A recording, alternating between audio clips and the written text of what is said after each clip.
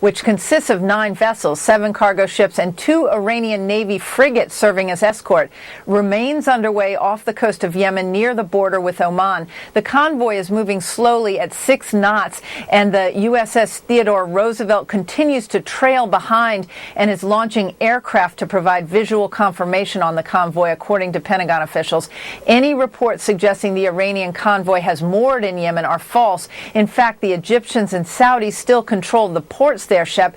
The UN Secretary General has condemned the relaunching of airstrikes by Saudi Arabia today. The Saudis are conducting a press conference right now at the embassy in Washington. That's where we heard from the Saudi ambassador that they plan to continue carrying out strikes and using force against the Houthis, Shepard.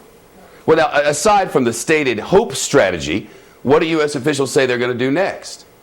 Well, at this point, these U.S. warships are trailing the suspected arms shipment. The U.S. has intelligence that Iran is delivering rockets and other lethal weapons to the Houthis. It's not the first time that the U.S. has intercepted Iranian weapons to the Houthis. They did so in 2013 with the Yemenis.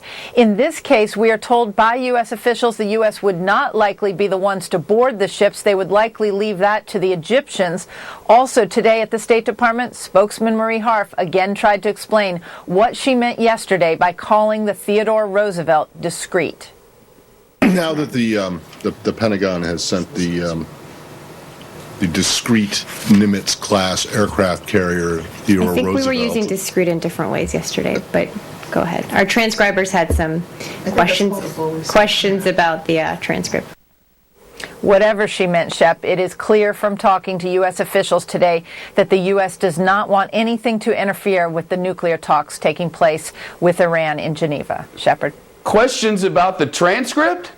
We have the video from the program yesterday, the discreet movement of 10,000, an aircraft. What? She says she meant discreet. She says she meant discreet, spelled D-I-S-C-R-E-T-E, meaning a separate issue. But it doesn't make sense when you read that back into the transcript, Shep. Maybe she was talking about the children playing indiscreet. Maybe that was it. We'll pose that tomorrow. We now have 2 things confirmed, thanks to the spokespeople. It was discreet movement, and the strategy is hope. So I feel much better. Let's bring in Philip Mudd now. He's the former deputy director of the CIA Counterterrorism Center. He's also author of the book, The Head Game. You know, this would be hilarious if it weren't so serious. Because the fact remains that we have this discreet war armada that's wandering around there. Well, it is, and it's in the middle. It's in the middle of a war between Iranian-backed rebels and please make me feel better than the discreet hope. I can't make you feel better. I think we've got a simple situation here, and that is we're in a circus. There's 3 rings here. There is one big ring. That's nuclear talks. There's a couple others. That's things like Shia militia in Iraq, which make us as Americans very uncomfortable. Killing Sunnis. That's the Iranian support for Houthis in Yemen. I think there are people saying at the White House, as I might say, as others might say, look, there's one ring in this circus we're paying attention to, and that is the nuclear circus. The other side shows what's happening with Iraqi militia, what's happening with Houthis should not divert us from the conversation about nuclear. I'm not saying you have to agree or disagree with that. I'm saying the strategy here seems pretty simple. We don't want to mess with the talks by interrupting the Iranians. Well, if I'm a military family or one who cares about American security and the young men and women who fight and die for us, I'd be a little concerned that we have thousands and thousands of people on ships with a discrete repositioning goal up in the middle of a clear conflict where the Iranians, according to the people who tell us about discreet and hope, are trying to move weapons into these rebels. And we know that because they've told us they now have the possibility of shoulder-fired missiles that can knock a Saudi jet out of the air. I mean, there's a lot of hope resting in all of this, and all you need is one mistake.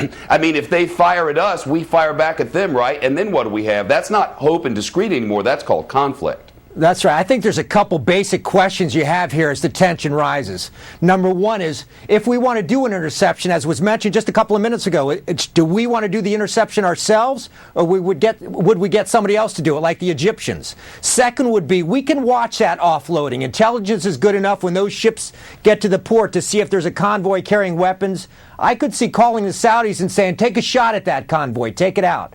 The one question I'd have, though, Shepard, as an intelligence professional, is pretty significant, and nobody's talking about it. That is the difference between intelligence and facts.